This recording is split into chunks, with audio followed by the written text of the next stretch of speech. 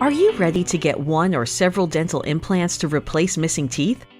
The purpose of this informed consent video is to explain how dental implants might help you, so you can decide if this treatment could be beneficial. During the next few minutes, we will explain how a dental implant works, the surgical procedures involved, as well as the alternatives to dental implants. No surgery is completely risk-free, so we will look at potential risks as well as the procedure for looking after your dental implants immediately after surgery. We'll begin with explaining how a dental implant functions. So what exactly are dental implants? Dental implants are a different way of replacing lost teeth, as they are fixed in your jawbone so they function more like a natural tooth.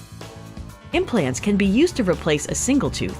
They can replace several teeth to hold a fixed bridge, or they can be used to secure removable partial and full dentures. They can replace teeth lost to disease or teeth that may have been knocked out due to trauma, for example, when playing sports. Dental implants are ideal for replacing lost teeth, but it is important to know about the alternatives. These may include fixed bridges or removable full and partial dentures. Infected teeth that still have a good support within the jawbone may be saved through endodontic therapy, something that is better known as root canal therapy. Root-treated teeth can be fully restored with a post and crown. Ill-fitting dentures can be remade to provide a better fit, or it might be possible to reline them in order to keep the gums and jawbone healthy.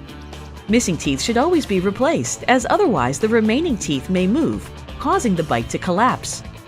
Correcting this can be costly and difficult. Before deciding on dental implant treatment, your dentist will take a complete medical and dental evaluation and develop a plan. This is to ensure you do not have any health conditions that could make surgery inadvisable. In addition, the dentist will use a number of different diagnostic tools such as CT scans or dental x-rays, so your implants can be placed with precision and with minimal risk. The process for having dental implants involves two separate surgical procedures.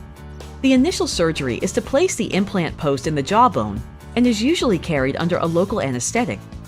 An incision is made in the gum tissue before a hole is precisely created. The implant is placed into the hole and the gum is stitched shut. The site is left to heal so the implant post can integrate firmly with the jawbone. During this process, new bone cells will grow on and around the implant post, ensuring it cannot move and that it is strong enough to support a restoration.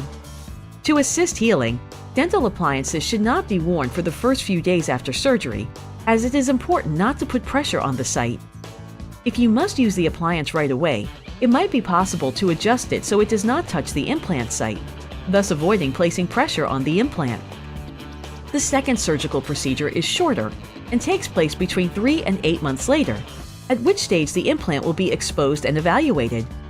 This is a process to determine if the implant post has successfully locked into the jawbone. At this point, it may be necessary to make some changes. If the implant has failed to lock in, then it may need to be removed. Options at this stage can include changing the implant or placing the implant at a different area. If the implant post has been successful, then the second surgical procedure is to create an opening in the gum to expose the implant and placing a post known as a healing cap. This is so a tooth can be attached that will extend above the gum line into the mouth. The cap is used to shape the gum tissue to give support to the crown or bridge. The final phase is to thread a metal sleeve known as an abutment into the implant, and this will be used to hold the crown, bridge, or denture firmly in position. At this stage, your final prosthesis can be constructed. The fee for the final teeth is usually separate from the surgical fees. As we mentioned earlier, there is always some risk with any type of surgery. The risks associated with dental implants can be in the surgery or the tooth restoration. Surgical risks can include bleeding, infection, swelling, pain, temporary facial bruising following surgery. More severe but rare problems are bone fracturing in areas where the jaw is thin, muscle spasms, injuries to the temporomandibular joint, damage to tooth roots which may later need root canal treatments or need to be removed. Nerve damage at the surgical site is usually quite close to a sensory nerve. This is mostly in the lower jaw. The damage can cause numbness, pain, or a tingling sensation in the lips, chin, and tongue. This numbness is usually temporary, but occasionally it may be permanent. In the upper jaw, sinus or nasal perforation during implant surgery, sinus infection. Complications are usually resolved when treated appropriately. They can be treated at the office with medications and procedures during the surgery or at home with medications such as pain medication to reduce pain, antibiotics to avoid or treat infection, steroids to avoid inflammation. It is important you note the following. Sometimes it might be necessary to carry out additional surgery to repair the problem. Surgery is thoroughly planned, but sometimes the actual procedure may reveal that implant surgery is not possible and a different dental solution is needed. Each person heals differently, so it is not possible to precisely predict the result of implant surgery. Making sure you understand these risks. This allows you to make an informed decision and to have realistic expectations of implant surgery. If you don't understand, ask for more explanations. Do not agree to have treatment before you understand and agree with the potential risks. Tooth restoration risks include failure of the implant to lock in the bone, causing a loose implant, fracture of the implant parts, causing the tooth to come off the post, fracture of the crown. These problems are usually solved by making new parts and new teeth. If it is necessary to carry out a separate surgical procedure to remove a failed or broken implant, or if it becomes necessary to replace an implant, then an additional fee may be charged by your doctor.